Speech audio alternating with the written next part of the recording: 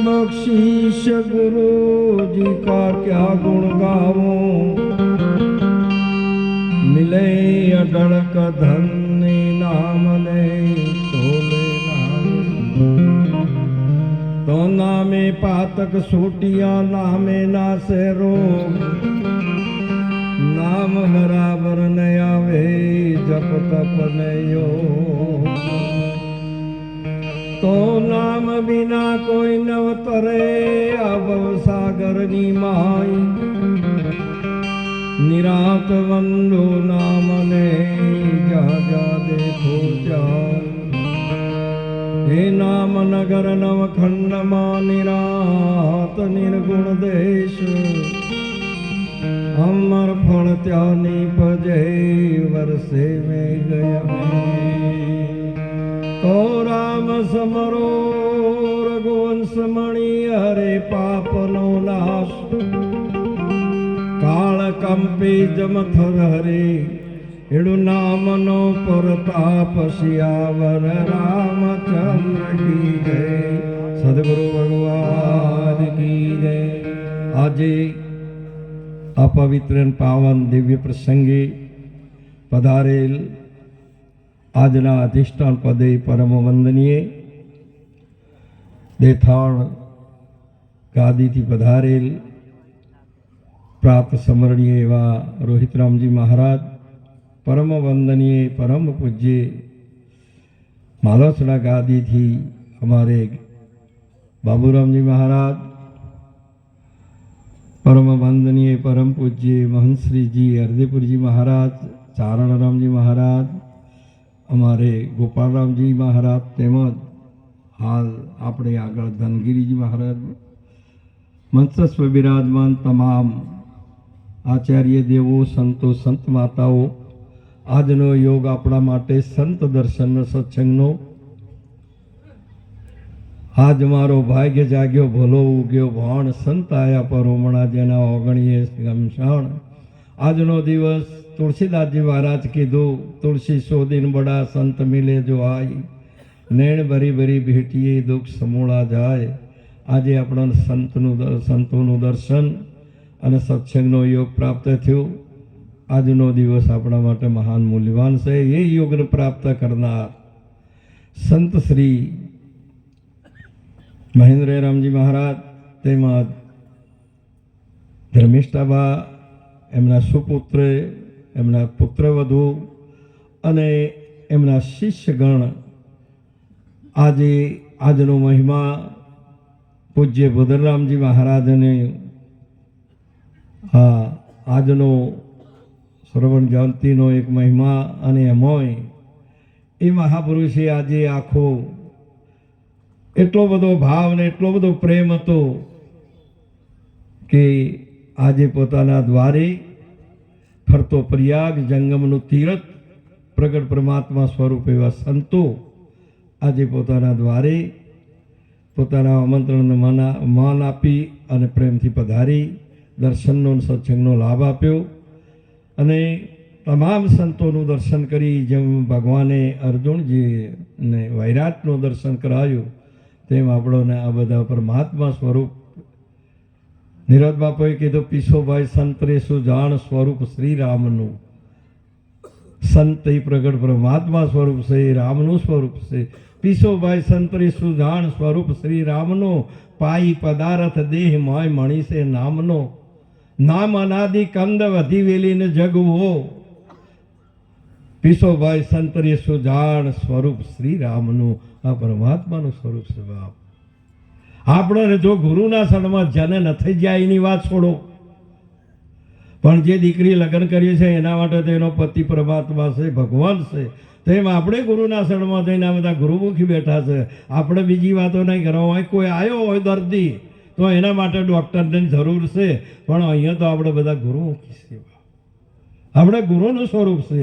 આજે ગુરુનો મહિમા હોવો જોઈએ, આપણા સંતનો મહિમા હોવો જોઈએ। આજ તો જંગમનું તીરથ છે, આ ભૂમિનો માર્ગ નહીં। ભૂમિ ઉપર ભૂચર ચાલે તેને વિઘ્ન અનંત, બ્રહ્મપંથ ખેચરનો કહીએ ચાલી શકે કોઈ સંત। આવો એક ઉત્તમ મહિમા આજનો દરેકે દરેકને જ્યારે આપણે એક આ ભૂમિની અંદર બેઠા ત્યાં જ પાણી હતું, પણ પીવું હોય તો ના પીવાય, પણ કદાચ અનુભવી કોઈ આવી જાય ને રીંગ લાવે ને તો 24 કલાકમાં એ પાણી આ ભૂમિમાં બેઠા ત્યાંથી જ તમને પ્રાપ્ત થાય. પરંતુ તમને 5-7 લાખ રૂપિયા ખર્ચ થાય, એ ખર્ચ પાણીનું નહીં, પાણી પ્રાપ્ત કરવાનું નહીં, પણ પાણી આડું જે આવરણ હતું એ દૂર કરવા માટેનું એ ખર્ચ છે.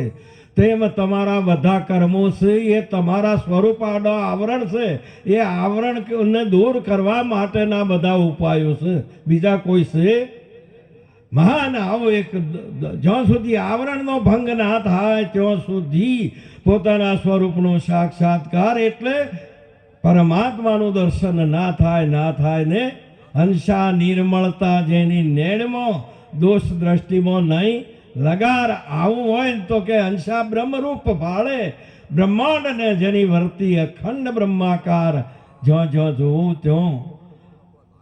નરસિંહ મહેતાએ બોલેલા છે કે આંખ મારી ઉઘડે ત્યો સીતારામ દેખું. આપણા ગુરુ મહારાજ સવાય, ગુરુ મહારાજ એ અવિનાશીનું સ્વરૂપ છે, ગુરુ મહારાજ એ પરમાત્માનું સ્વરૂપ છે. પણ આપણોને પરમાત્માએ મનુષ્ય જન્મે આપ્યા પછી આપણોના ગુરુનું શરણ મળી ગયું. આપણે કેટલા ભાગ્યશાળી. આવા ઉત્તમમાં ઉત્તમ મહિમા છે. માટે કરીને આ મહિમાને દૂર કરવા માટે પરંતુ મહાપુરુષે કર્મની ભૂમિકા ઘણી કરી. આ પરમાત્માને પ્રાપ્ત કરવા માટે પણ આ કર્મના ચક્રમાંથી મુક્ત થવા માટે ચક્ર 2 છે. આપણે કયા ચક્રમાં છીએ એ આપણે ખબર રાખવાની. જ્ઞાનીઓના માટે તો નવ મુક્ત છે, પણ કદાચ મુમુક્ષુ હોય, કોઈ જીવાત્મા હોય તો આ 2 ચક્ર છે, 2 ચક્ર ફરી રહેલો છે. એક કર્મનું ચક્ર છે 84નું, કાયમનું. રવિ પાસે રજની પાસે રવિ ઓમ ચક્ર ફરી રહેલું છે. આ કર્મ ચક્ર એ 84નું છે. અને એક બીજું ચક્ર એટલું બધું છે, સુદર્શન ચક્ર છે. કયું ચક્ર છે? સુદર્શન ચક્ર છે.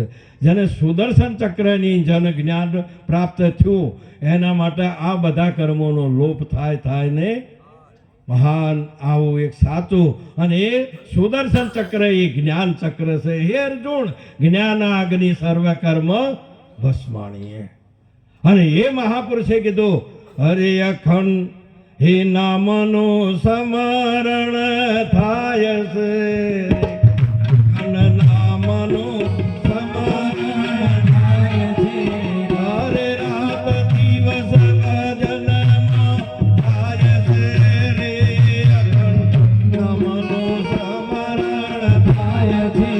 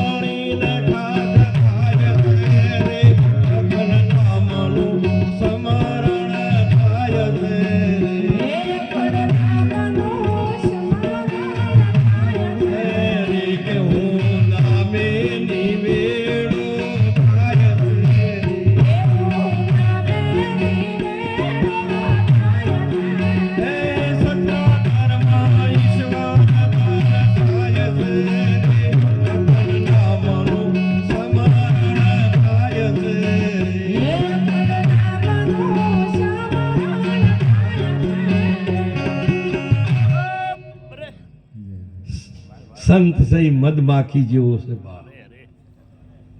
કોઈનો ત્યાગ કરે નહીં, કોઈના ઉપર અભાવ નહીં કરે.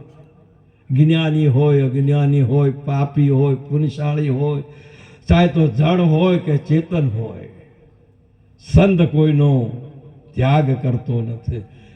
બધામાં જોઈ શકે છે એવી દ્રષ્ટિ એમની પાર દ્રષ્ટિ છે. મધમાખી જેવો છે. બીજા બધા છે કદી ભમરા હોય ને તો આ ફૂલ ઉપર જાય, આ ફૂલ ઉપર ના જાય, આ ફૂલનો ત્યાગ કરે. પણ મધમાખી છે ને એ તો અર્જુન મહારાજ બોલ્યા છે કે 18 ભાર વનસ્પતિ તેના ભાર મીઠા 18 માખી એનો મહિમા દોણે ભમરા ભૂલી જાય, હે સાધુ પ્રેમ રસ કેમ પીવાય, જગમાં જ્ઞાની ગોથો ખાય. આવી જે સાચી વસ્તુ, જ્યારે મધમાખી કોઈ બી પુષ્પના ઉપર્ય જ્યારે બેસે ને માંથી ક્ષાર ગ્રહણ કરે છે. શું ગ્રહણ કરે છે? ક્ષાર ગ્રહણ કરે છે.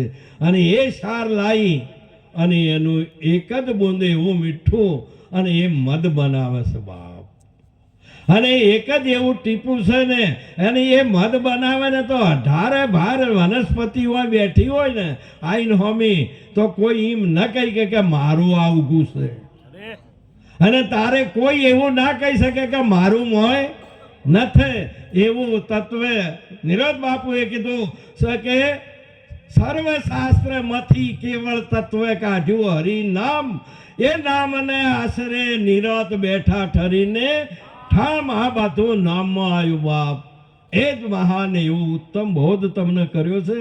એ વાત ઉપર તમે નિશ્ચિત રહો.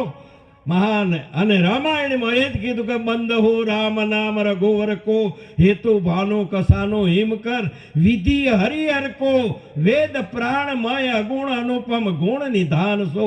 સર્વે ગુણો એક ગુણ ઇનામો નથી, સર્વે ગુણોનો એ ભંડાર છે. એવો ગુરુ મહારાજે આ સ્વરૂપ આપણને સમજાયું. એ સ્વરૂપમાં રહી અને ગુરુના વચન પ્રમાણે વર્તમાન કરવું. આવો જે તમને અભેદ વસ્તુનો પ્રાપ્ત કરાવી તમારા સ્વરૂપને સમજાયું. મહાન આવો એક આ કોઈ એવી વસ્તુ નથી કે તમે જો પરમાત્મા ના હોઈ શકે. અને પરમાત્મા કે આત્મા હોઈ ન શકે. આત્મા એક સીમિતતા તમારી છે કે આ રહ્યો એ હું છું એવું. પરંતુ જ્યાં સુધી દેહ ભાવ, હમણાં સુંદર વિવેક ઉપર વાત થઈ. વિવેક કહેવાય કોને? વિવેક વિવેક પણ જ્યારે અસારનો બાદ કરે ને સાર ગ્રહણ કરે. આ રહ્યો એ આ બોલે એ સાર છે અને આ બેઠું એ અસાર છે. એમ પૂછું જ્યાં સુધી આનો નિવેડો નથી કર્યો તારે તો મોરધ્વજ રાજા નહીં ભગવાન આવીને વિવેક કરાયો કે ઓને કરવત વડે કે પહેલા કાશીમાં જઈને કરવતથી એનો વિભાજન કરતા હતા. જેમ દૂધમાં ઘી રહેલું છે પણ એ દહીંને જમાય, એ દૂધને જમાય નહીં, એનો વિવેક કરીએ તારે એનો ભાગ ત્યાગ થાય. જ્યારે છાશ અને મોખણ જુદું પડે તેમ આ બોલે તે અને આ બેઠો એ નીરનો છે અને બોલે એ ખીરનો છે. તારે નિરત બાપુએ કીધું મેં તો જ્ઞાની શબ્દ વલોયો રે તત્વરૂપી તરબાજી. આ બોલે તે બીજો નથી, પરમાત્મા છે પોતે. આ બધામાં બોલી રહેલો છે તે સારનો સાર છે. અહીં આત્મા સ્વરૂપ છે. એ જે કોઈ છે તે સત્ય છે. બધામાં એ જ છે. એ રમી રહેલો છે અને એ કોઈ દાડો જાય એવો નથી. કદાચ આ ભલે ને દેહનો પરિવર્તન થાય પરંતુ એનો એ અર્જુન આ જગત છે તોય હું છું, નતું તોય હું છું, ને નહીં હોય તોય હું જ છું, બીજું કોઈ છે. આવો જ્ઞાન તમને ત્રણે કાળમાં એકે કાળ તમને સ્પર્શ ના કરી શકે એવું સ્વરૂપ ગુરુજીએ આપણને સાક્ષાત્કાર કરાયું છે. માટે સંતો સદાયના માટે હવે પરમારથી છે એ હવે આ જ્ઞાનની લોણી કરી રહેલા છે. કોઈ લ્યો રે કોઈ લ્યો સાદ પાડે બાપ કે કોઈ હા તારે તો કીધેલું કે અખંડ નામનું સ્મરણ થાય છે. આવી સાચી વસ્તુ છે. પણ હમણાં કોઈએ કીધું હતું કે ભાઈ આ માર્ગમાં કોઈ ખર્ચવું પડતું નથી, મફત મળે છે. મફત નહીં મળતું એવું ના માની બેહતા કે આ મફતનો માલ છે એવો. આ તો શિર સાથે મળે છે. હરિનો માર્ગ છે, સુરાનો નથી કાયરનો. આ શિરના સાથે છે. તારે અહીંયા અમારે કાળુરામ મહારાજ બોલ્યા કે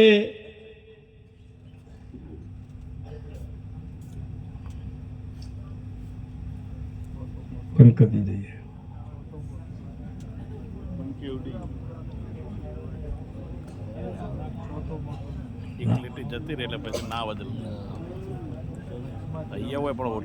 માટે આ સાચી વસ્તુ શિર સાટાની છે.